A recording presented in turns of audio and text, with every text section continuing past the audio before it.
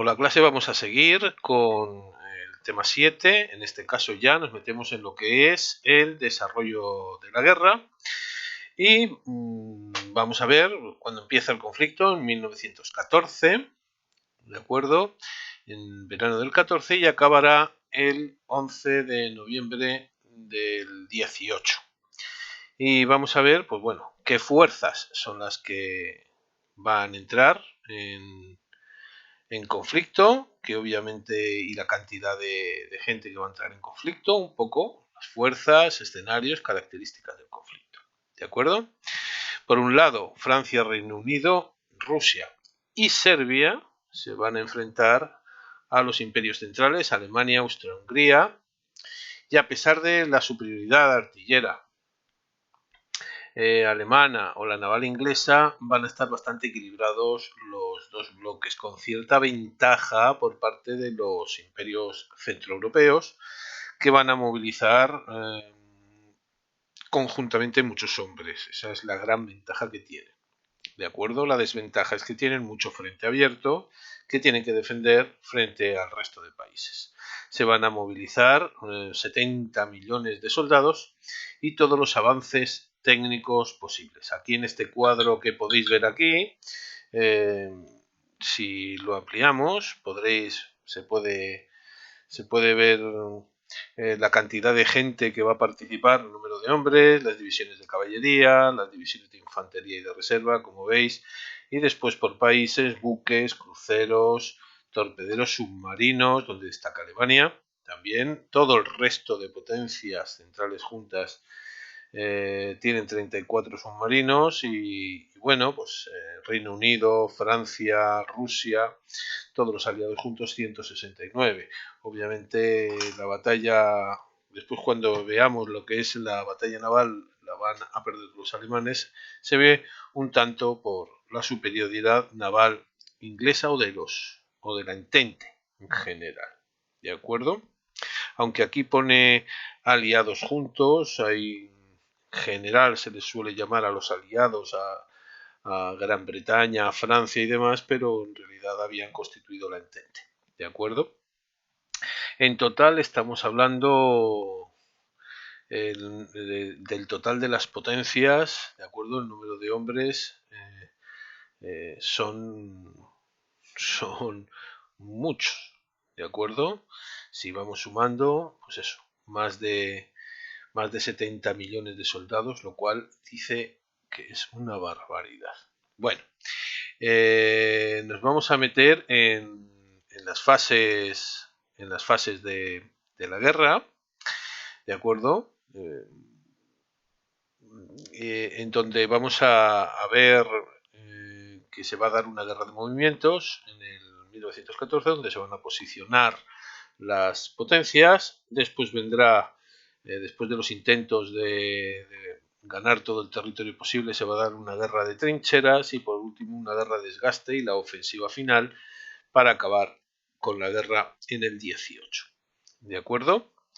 El armamento que se va a utilizar es mortífero, se van a emplear gases tóxicos, carros de combate, la aviación muy tímidamente, submarinos, con lo cual se va a empezar a destacar un nuevo tipo de guerra, donde todo se va a poner en funcionamiento para la guerra y la población civil va a ser la que padezca obviamente todo esto. Una gran ventaja que la mujer va a incorporarse al trabajo tradicionalmente masculino y va a ser el gran empujón que va a necesitar para equipararse al hombre en el campo social y laboral, y el segundo gran impulso será gracias a la Segunda Guerra Mundial, si es que se puede decir gracias a eso. Pero va a ser lo que la impulse debido a la falta de hombres. ¿De acuerdo? Obviamente se va a emitir deuda pública y préstamos al exterior para poder pagar todas esas inversiones de guerra. En las fases de la guerra, como ya habíamos nombrado, la guerra de movimientos, por un lado los alemanes van a intentar entrar rápidamente por Bélgica, una guerra relámpago, un rápido avance que en principio es exitoso. El general Moltke entra en Francia tras invadir Bélgica, pero son frenados en el mar, ¿vale? Por el general Joffre.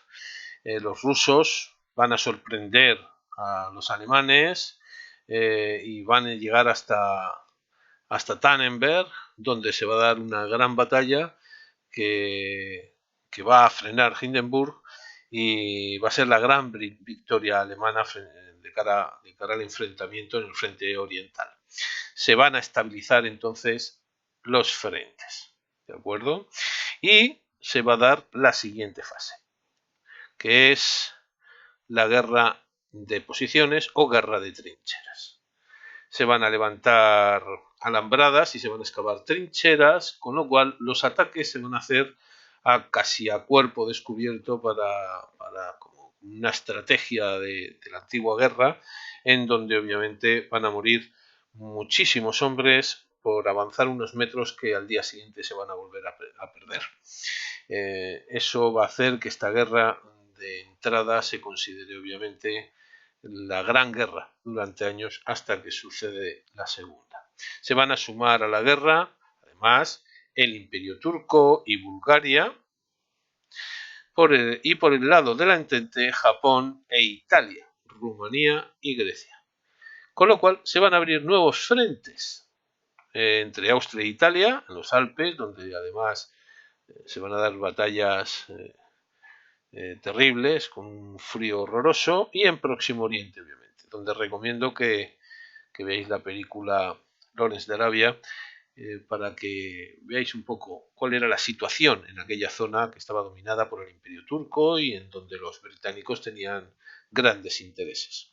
Se van a emplear todo tipo de tácticas para doblegar las defensas enemigas con nuevo armamento como gases tóxicos, por ejemplo. Eso es importante, ¿de acuerdo? Lo que va a motivar el empleo de máscaras de gas que seguramente habréis visto en, en, alguna, en alguna fotografía.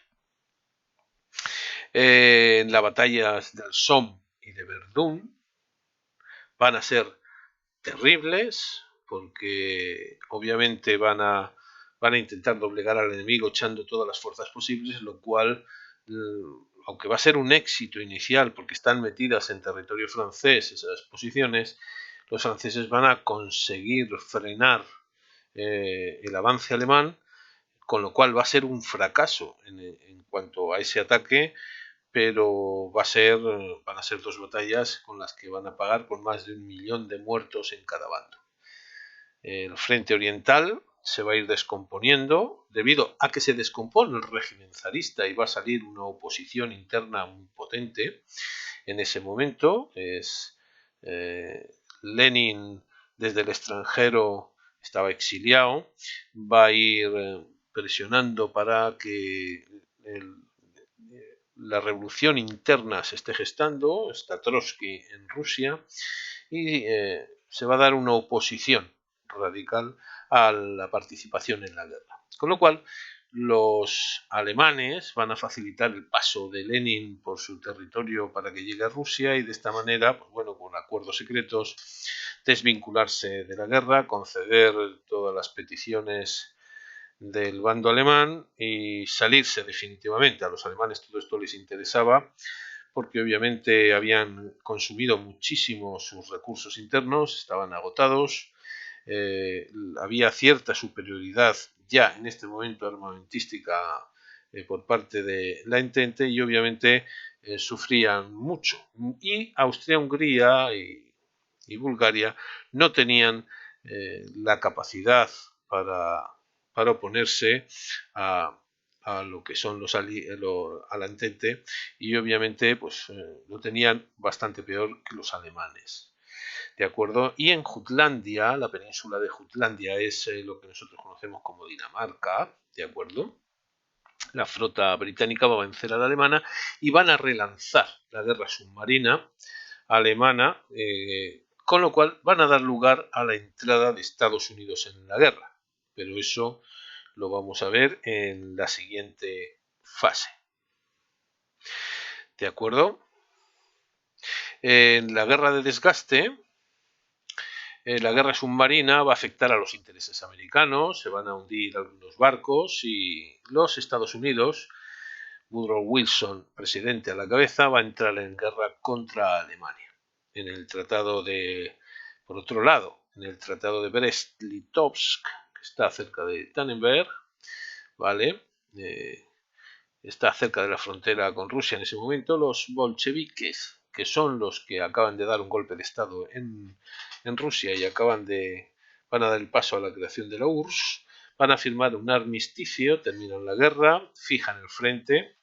Las tropas alemanas entonces van a tener la posibilidad de trasladarse al frente occidental y desarrollar varias ofensivas, sobre todo para ganar tiempo antes de que lleguen las tropas estadounidenses. ¿Vale? Van a utilizar tanques, carros de combate y el ataque de infantería y van a recuperar terreno.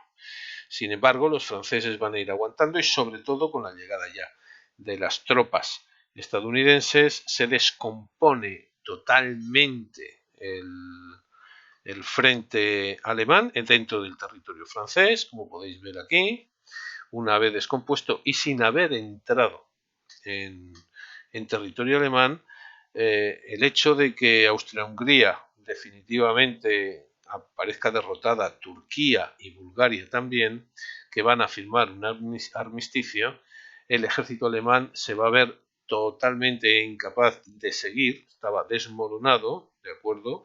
Por las derrotas y la pérdida de hombres habían empujado mucho a esta llegar a un límite, la grave crisis económica que vivían, porque obviamente todo el esfuerzo productivo se dedicaba a la guerra, y los grandes problemas en la retaguardia, donde la oposición obviamente iba creciendo, van a hacer que se firme el armisticio y Kaiser Guillermo abandone el país, se termine obviamente el Reich, el Segundo Reich alemán, y pase a ser Alemania una república. En ese momento, obviamente, el 11 del 11 del 18, se organiza la Conferencia de Paz de París, estamos en los tratados de paz, que hubo obviamente varios, según las diferentes potencias. Algunas se las trató bastante mejor que otras y sobre todo se cargaron las tintas sobre Alemania, a la que se le echó la culpa de absolutamente todo. ¿De acuerdo? Woodrow Wilson va a proponer o a imponer un programa de 14 puntos entre los que podemos subrayar la supresión de una diplomacia secreta, ¿vale? Esos acuerdos secretos entre países van a estar prohibidos, la libertad de navegación y el comercio internacional por las aguas de todos los países va a estar abierto, se van a reducir los armamentos, se reconocerá el derecho de autodeterminación de los pueblos, sobre todo esto va a incidir en la descomposición de los estados, los grandes imperios centrales, dando lugar a nuevas naciones, y la creación de una sociedad de naciones en la que curiosamente Estados Unidos no va a estar vigilante, pero no va a pertenecer a ella. ¿De acuerdo? Pero sobre todo va a pedir un trato respetuoso hacia Alemania, porque si no, en sus mismos análisis se hablaba de que obviamente podía cambiar el panorama para dentro de unos años. ¿De acuerdo? Sin embargo, Francia pedía un trato de dureza y exigía reparaciones. Y al final, obviamente, se van a hacer tratados de paz en donde los vencidos no van a poder participar. ¿De acuerdo? Va a ser una paz impuesta. El peor de todos va a ser el de Versalles contra los alemanes, pero bueno, se le va a llamar el diktat, ¿no? La imposición sobre Alemania. Alsacia y Lorena se recuperan para Francia. En Poznania y el corredor de Polonia partía Alemania en dos, la Prusia Oriental y la Prusia Occidental, y en medio la ciudad de Danzig, que iba a pertenecer obviamente a Polonia. Se crea Polonia, que había desaparecido, de acuerdo, del siglo XIX, con el reparto entre Alemania y Rusia. Vuelven a recuperar obviamente su territorio los polacos. Va a entregar a Alemania su flota mercante, las locomotoras se van a ceder a Francia, la explotación de sus minas y de carbón durante 15 años, obviamente del Sar, con lo cual su capacidad de recuperación económica va a desaparecer. ¿de acuerdo? Y además va a reducir su ejército a 100.000 soldados y a desmilitarizar la Renania. La Renania es la zona del Valle del Rin, ¿de acuerdo? Que hace límite con los Países Bajos, con Bélgica, Luxemburgo y Francia y Suiza, ¿de acuerdo? Entonces toda esta zona de la Renania desmilitarizada como un cordón sanitario por si acaso, ¿de acuerdo? Los tratados de paz van a reorganizar las fronteras y obviamente, pues bueno, pues el tratado de Saint-Germain con Austria, el de Trianon con Hungría, el de Neuilly con Bulgaria y el de Sèvres con Turquía. Van a facilitar la creación de nuevos estados, ya que Turquía, que controlaba grandes zonas territoriales aquí las había perdido previamente, aunque tiene cierto dominio dentro de Europa, obviamente, Constantinopla está situada aquí, ¿de acuerdo? Pero van a surgir Estonia, Letonia, Lituania, la propia Finlandia, ¿de acuerdo? Checoslovaquia, Hungría, Yugoslavia. Como nuevos países, Alemania va a quedar reducida y partida, y todo esto, pues bueno, va a marcar un nuevo mapa europeo, que antes obviamente no existía. ¿De acuerdo? El más importante fue el Tratado de Versalles. Vamos a ver si lo podemos ver aquí, en el documento 14, en la que, para que veáis un poco, Alemania renuncia a todos sus derechos y títulos sobre sus posesiones de ultramar. Todas las posesiones de ultramar las antiguas colonias van a ser retiradas. Son responsables además de todas las pérdidas, de todos los daños sufridos, ¿vale? Y además Alemania adquiere el compromiso de que sean reparados todos los daños causados a la población civil de las potencias aliadas y asociadas y a sus bienes. ¿Vale? A título de garantía, los territorios situados al oeste del Rin serán ocupados por las tropas de las potencias aliadas y asociadas durante un periodo de 15 años. O sea, la ocupación del territorio alemán para evitar posibles alzamientos. Para que veáis un poco por dónde iban los tiros. ¿De acuerdo? La repercusión, como hemos visto, la aparición de nuevos países y desaparición de los imperios centrales, la formación del cordón sanitario. Y la mayoría de los estados europeos, 26 de 28, van a adoptar democracias parlamentarias como régimen político. ¿De acuerdo? Para que veáis un poquito el caso, en España, que va a haber una democracia, pero en los años 20, en el 23, se va a imponer un régimen dictatorial, la dictadura de Primo de Rivera, y en esos años, en el 22, en Italia van a surgir el fascismo y van a surgir movimientos emparentados con los movimientos nacionalistas, sobre todo revanchistas de los territorios donde se perdió la Primera Guerra Mundial, que van a desembocar obviamente en una Segunda Guerra Mundial más adelante.